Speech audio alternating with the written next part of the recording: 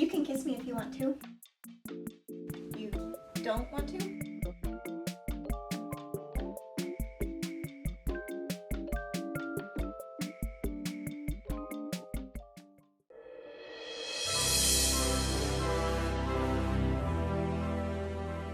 Hi, I'm Joe White. Welcome to Behind the Curtain, and I am here tonight with the cast and crew and the writing of Your Kiss Is on My List.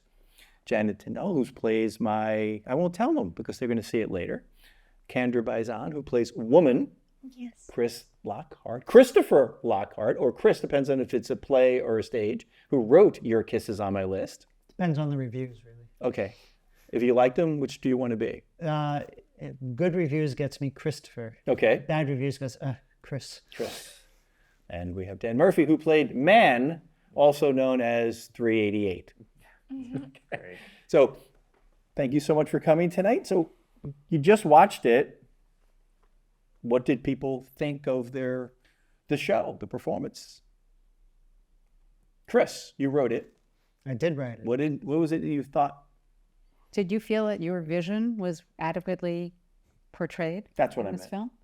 It was very interesting seeing it on film because it was written to be a play, to be performed on stage.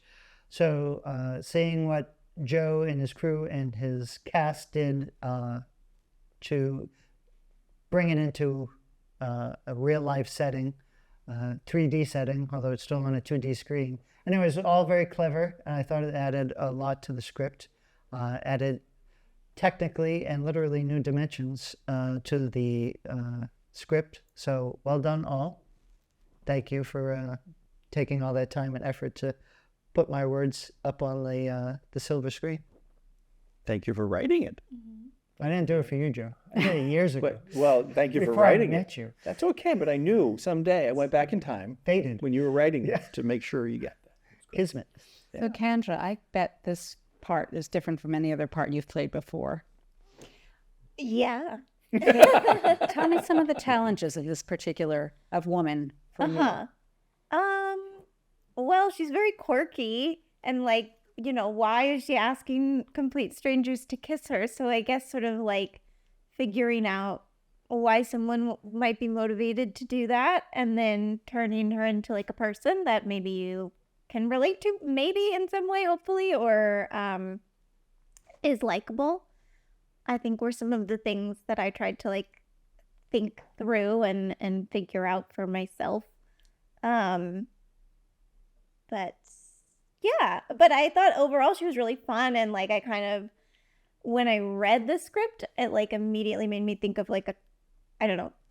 Meg Ryan first and foremost, and then also I started thinking about I don't know if you guys are familiar with the show Schitt's Creek, Mm-hmm. and Alexis Rose's character in that, because they're just both really well. Meg Ryan always plays these really lovable, adorable characters, but always a little quirky, and then Alexis is also very quirky. So I just kind of thought about those characters from my past and bringing myself to it as well.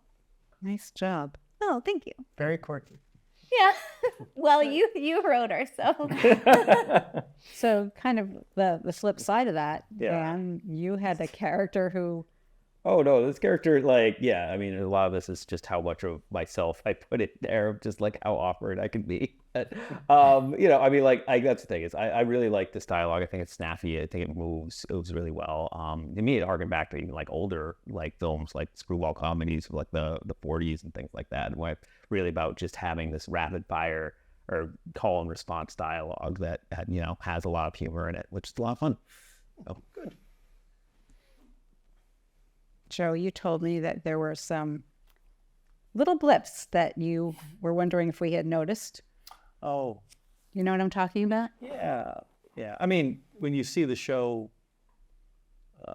probably 40 to 50 times, and each take 40 to 50 times, you try to film something, and I think we're doing a much better job of not having those little blips in there, but very small ones, like the man's arm was up 1 minute, and then he's down 1 minute, and he's up 1 minute, that kind of stuff.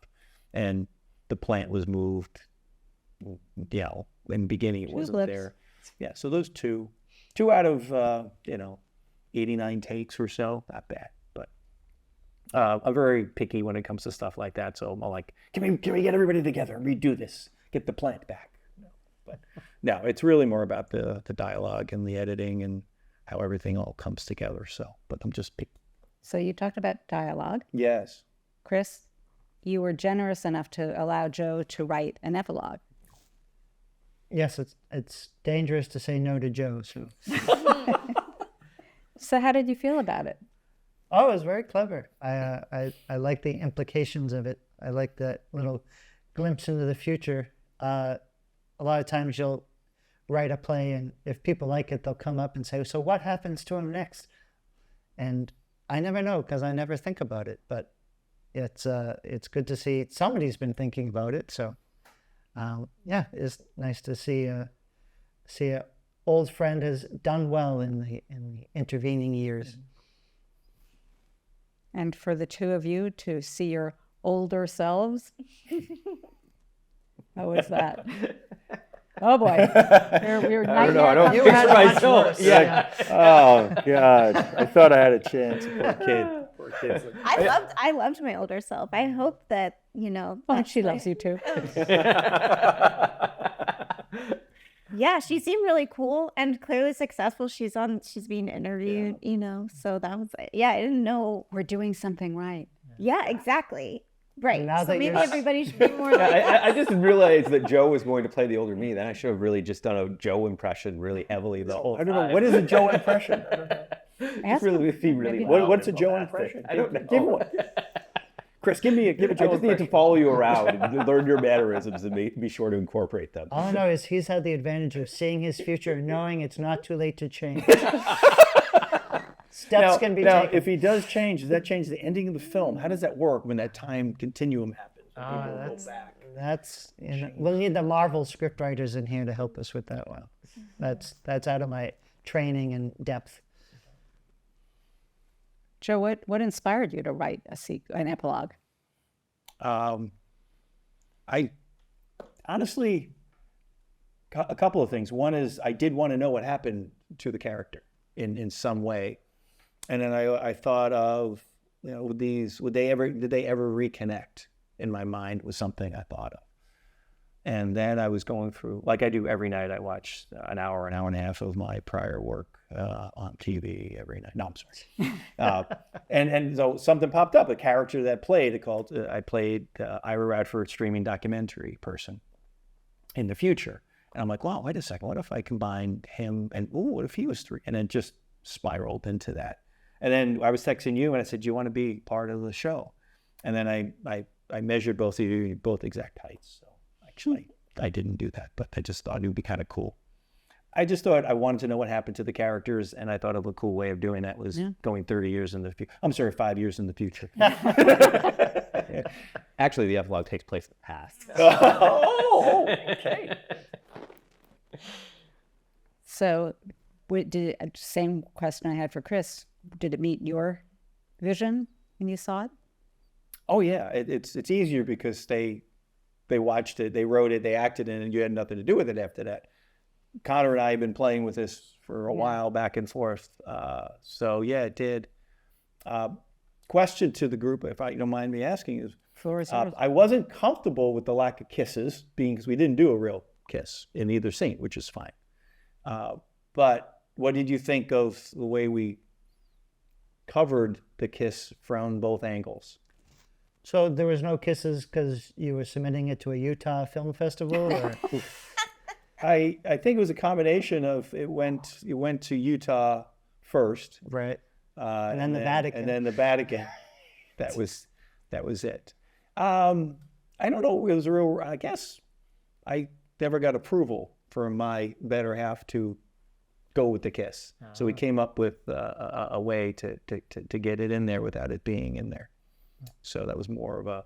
I don't know if I should say I never got approval. I never asked. Right. So very rarely do I do things. I'm not the one that asks for permission or asks for forgiveness Right. before permission, because that never works for me. So, and then plus this will be seen everywhere. So, No, I like the trick you used to hide the epilogue kiss. What was the reason for masking the? it didn't come out well. and I wasn't going to bring him back in. And He was really bad kissing. Huh? he was in the bottom 20. Beer on your breath. Well, I mean, that's the real trick is whenever you're doing a kissing scene, you should always eat a bunch of garlic beforehand. Right, And, yep. you know. Get that visceral reaction. Yep. The hair standing on end. No, I think if you saw the editing, I think it didn't come out well. Okay. At least it didn't come out believable. And I'd rather have gone this direction than the direction of keeping a non-believable kiss in there, because then they wouldn't have remembered that 30 years in the future or whatever, 5 years or in the past, whatever it is. I don't know what it is. I'm so confused. It's tough to do a kiss that's not A, awkward, B, gratuitous, C, last 20 seconds. I've had those kind of stage kisses before. Yeah. So I understand the challenge. Were you surprised by it? Did you see? Because no one knew it was coming. I think I kind of mentioned I wasn't comfortable. Yeah, I remember you writing that we needed to do something about the kiss, and then I didn't hear from you again. So I was like, okay, well, now I'm nervous to see it. It's going to look really bad. But Did you consider like bringing them back onto the set and just doing a close-up with a bass solo in the background, something like that? Only if Michael Keaton was going to do it as Birdman. Well, the other problem was I don't know how obvious it is, but I'm so sunburned in this. I think you can see it on my hand, but like I less so on my face. But like, I'd also have to stay out in sunburn. The one downside of filming, it was great to film one day. Yeah, because you didn't have to worry about a lot of continuity, like hair growth and change in hair color of somebody. I had one person do that. It changed their hair color in the middle of this film. Why do you do this to me? So I try to avoid that as possible. But yeah, to your point, by the time we made those decisions, you're on different projects and different things, bringing people back and even getting the right thing.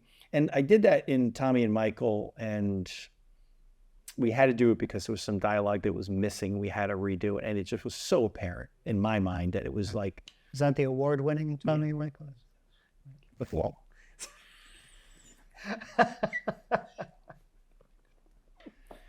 but that was the one. But I'm probably my worst critic on watching something. I already picked like 2 other things that would have changed differently when I seen it, and it has nothing to do with the acting. It's all about the way it was filmed, the way it was captured. The acting I thought was phenomenal.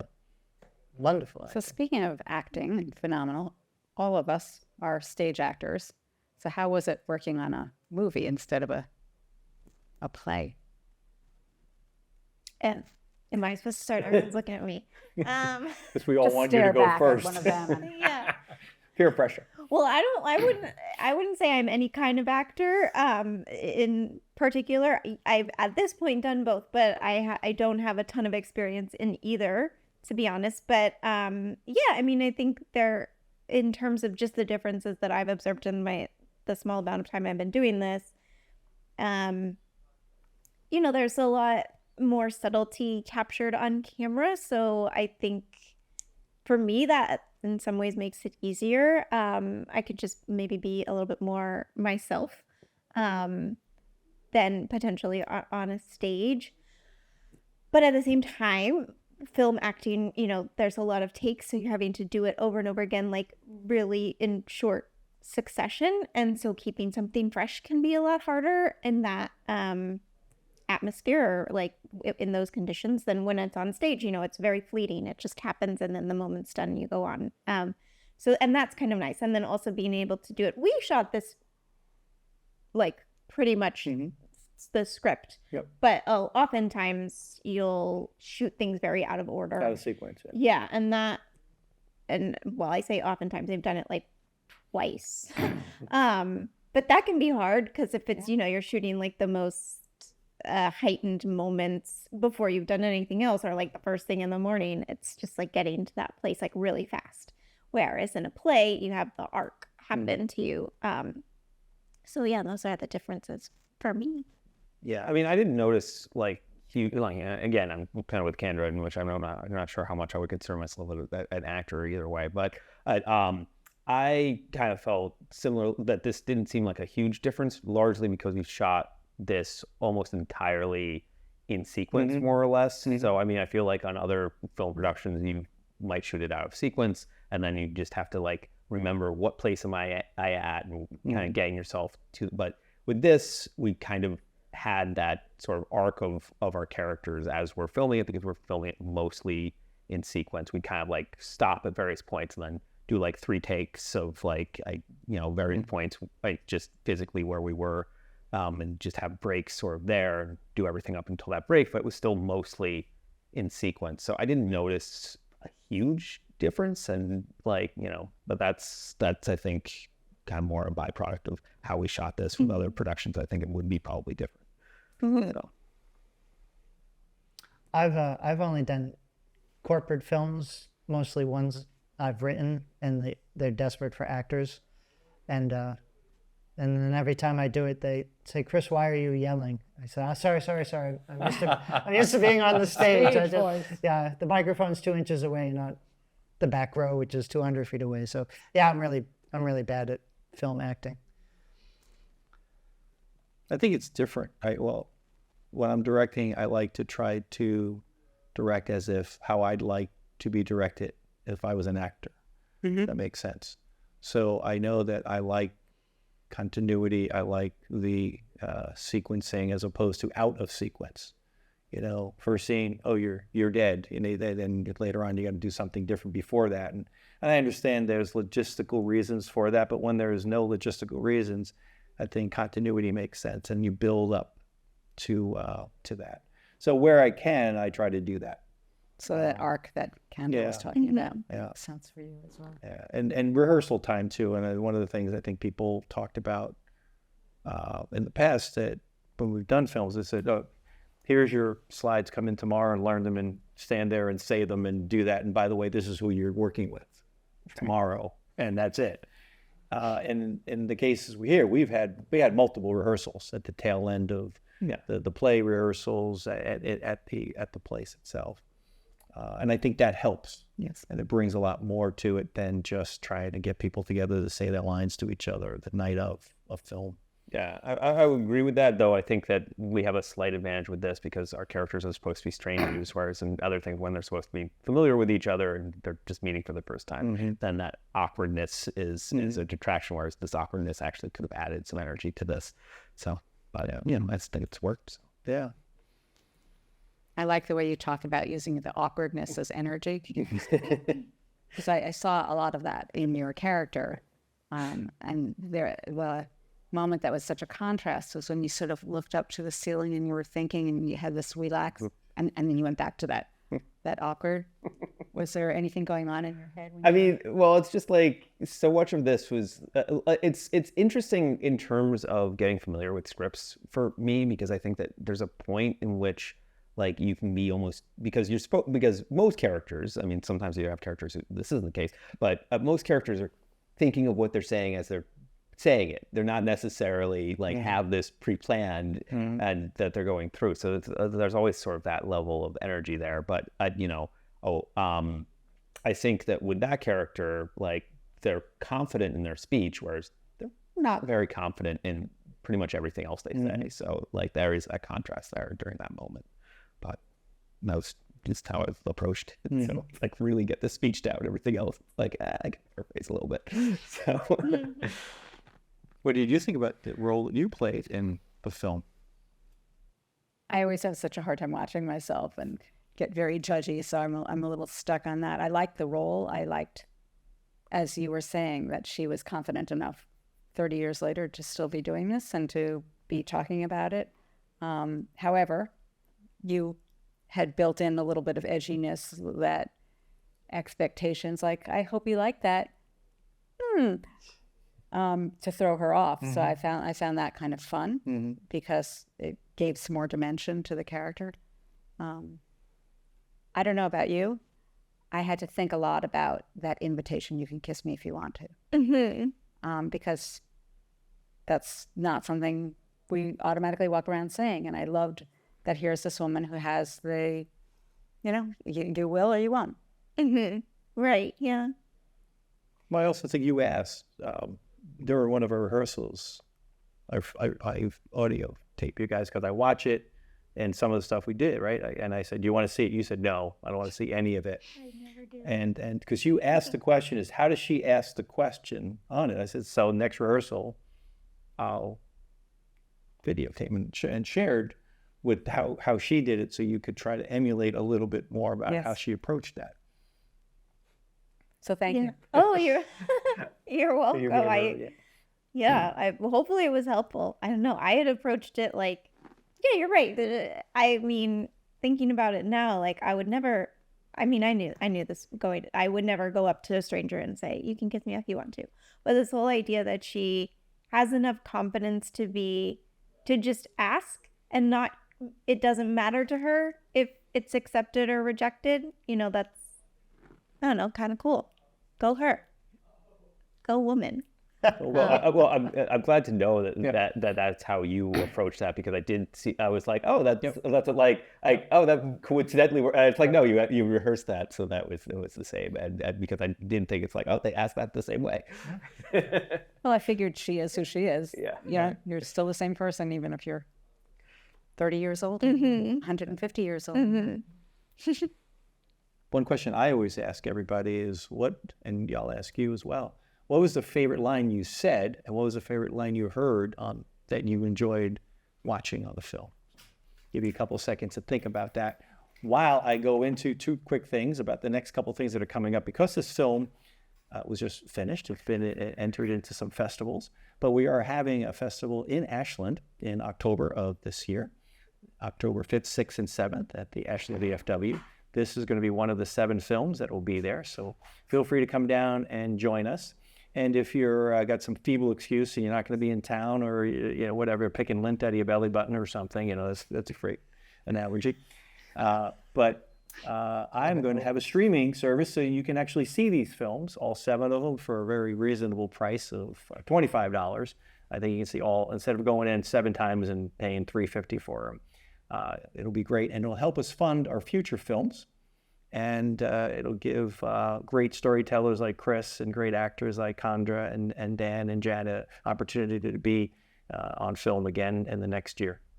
So Ashland Community Theater's Film Festival, October 5th, 6th, and 7th in Ashland. Now I've given you some time to think about what your favorite lines were. What was your favorite line? Oh, I didn't like any of them. That's right. And you know why? Because Chris didn't write them. That's why. If Christopher wrote them, you would have liked them. But me, no, you didn't like them. I actually had a very, very hard time with the line number 388. Because no, it was very difficult, because was it a slow dawning? Was it like, oh my God? No, it wasn't that. Not for you anyway. But for me, it's most. How to get that realization, and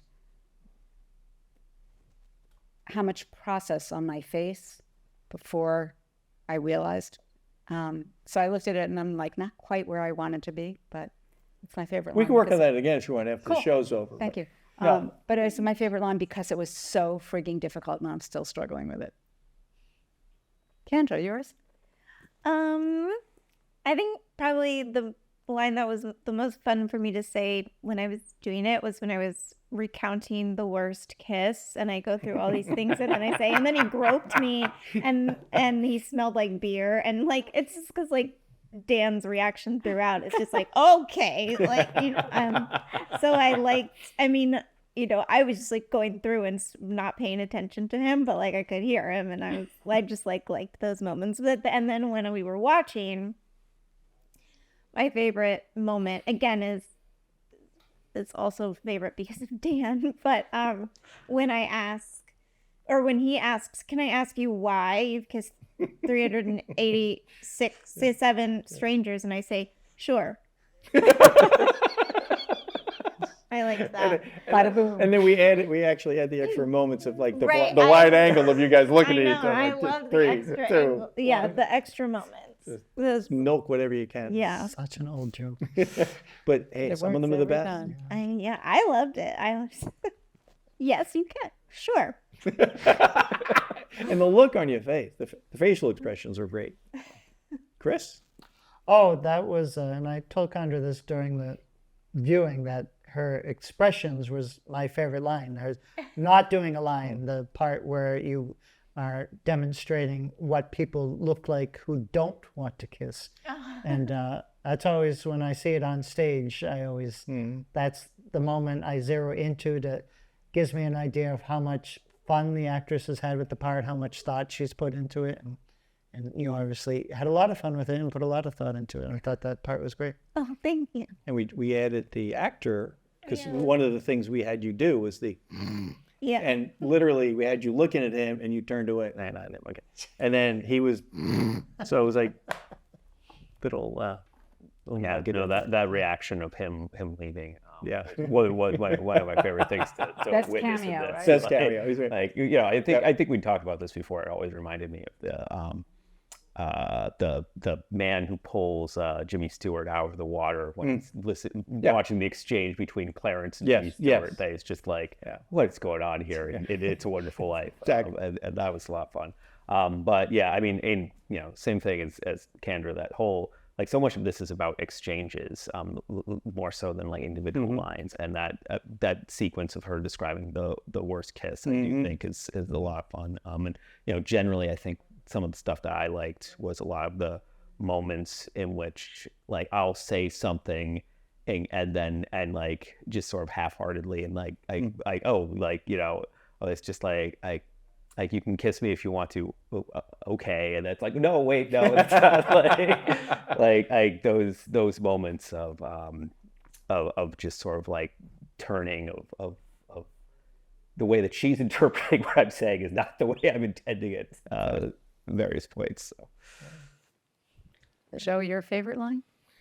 Everything Christopher wrote. No, actually, watching it tonight again, it varies. I laugh every time when woman / Candra says, after she was telling, well, do you hold their hands? Do you cup their things? Obviously, you don't like kissing. Yeah. And I love the way that's delivered and so nonchalant. I love Dan's, it's not about the kiss. And then the music comes in a little bit, the sentimentality about what it's about. It's about, washing dishes together and things like that. To me, it's just the way you guys delivered those lines were really, really well. I mean, can I ask where you got that music from, or how you put that together? Yes, we will tell you in our next episode of, it was actually at the end. I'll give you some of the names of the things that we use. But anyway, thank you, Janet, for coming down and grilling us down here. And I know we didn't get into the things we really wanted to discuss. Maybe on the next episode, we'll talk more about Birdman, jazz bass, and body lint. But when we get to that in our next episode, it'll be great. But first of all, thanks very much for being in the show and writing it and tolerating me and all of the rehearsals and the pickiness of everything that I do. So I appreciate it. Thank you so much. I look forward to working with all of you again in multiple capacities. Thank you very much. We'll be back next month with the next episode, in which we're hoping to have the cast of Luke meet Charlene at a very nice bar. Really nice bar. That's what he said. I know. We changed it because we want his name to be C. Lockheardt now next time, so that because it gets shorter every time. Shorter every time. Thank you very much. Have a good night.